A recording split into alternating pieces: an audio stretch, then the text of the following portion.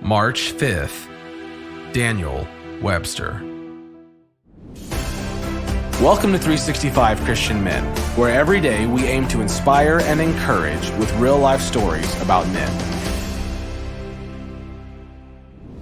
When you think of Daniel, think of the number 3.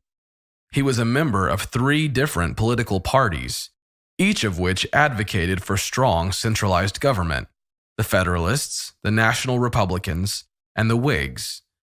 He ran, unsuccessfully, for the office of president 3 times: 1836, 1848, and 1852. He served as Secretary of State under 3 different presidents: William Henry Harrison, John Tyler, and Millard Fillmore. While serving in the U.S. Senate, Daniel was known as a member of the Immortal Trio, along with his colleagues Henry Clay and John Calhoun.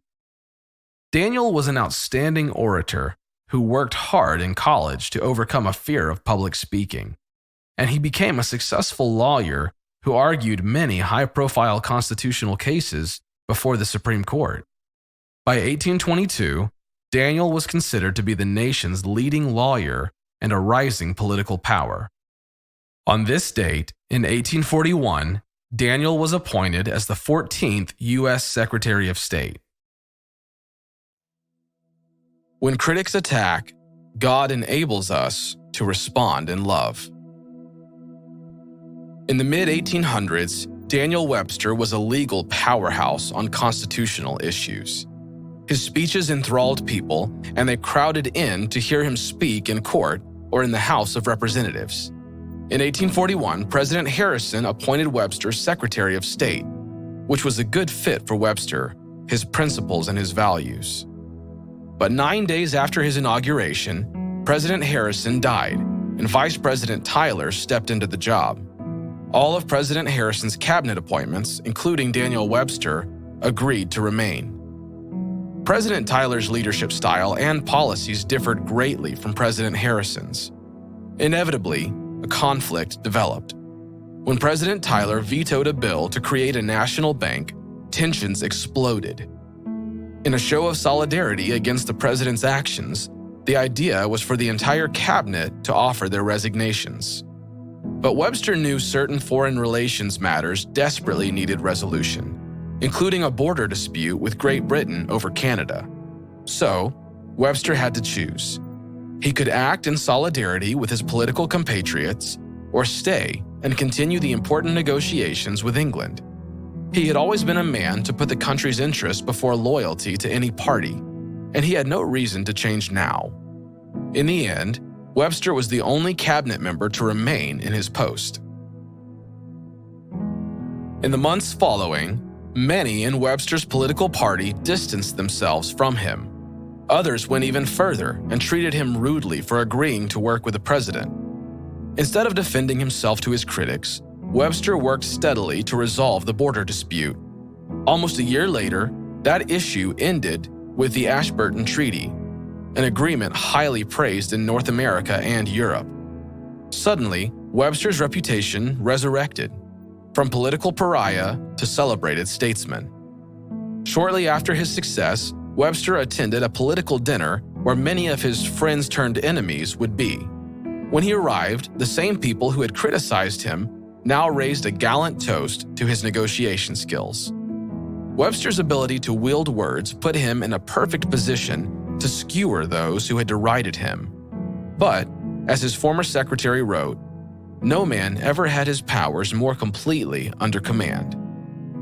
And so, Webster said, "I have also a sentiment for you, to the Senate of the United States, without which the Ashburton Treaty would have been nothing, and the negotiator of that treaty less than nothing." In that moment, Daniel Webster demonstrated that he considered his sense of individual responsibility to God as more important than his reputation among men. Webster can join with the psalmist's declaration found in Psalm chapter 30, verse 1. "I will exalt you, Lord, for you have lifted me out of the depths and did not let my enemies gloat over me." Who are the enemies in your life? How does God want you to respond to them? When critics attack, God enables us to respond in love.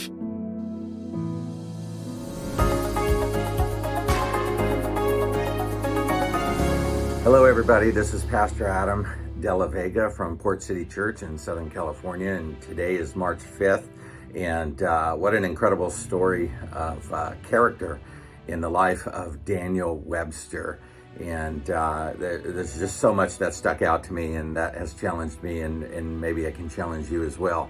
But one thing that was said at the end was that when critics attack, God enables us to be able to respond in love.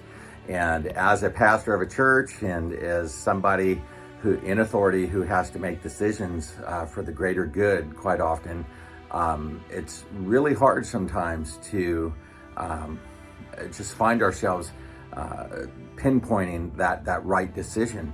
Somebody once mentored me years ago, saying that sometimes as a pastor, you're going to have to make decisions that are best for the church, but it may not be best for you.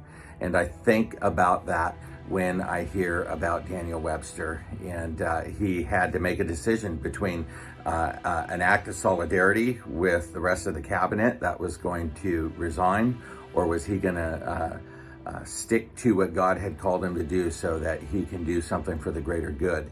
And of course, he stuck to his morals. He even said that he valued more his individual responsibility to God than he did to men. And I want to say that for us, that is a quality that we all need. And so I don't know what it is that you're dealing with today. I don't know what it is that you're going through, but maybe God is asking you to stand out amidst the crowd, and that at some point, those critics who are thinking that maybe you did or made a wrong decision will come back and say, you stuck to your morals, you kept your character, and you honored God, and for that, they are proud of you. So I hope that encourages you. Take care. God bless. Bye-bye now.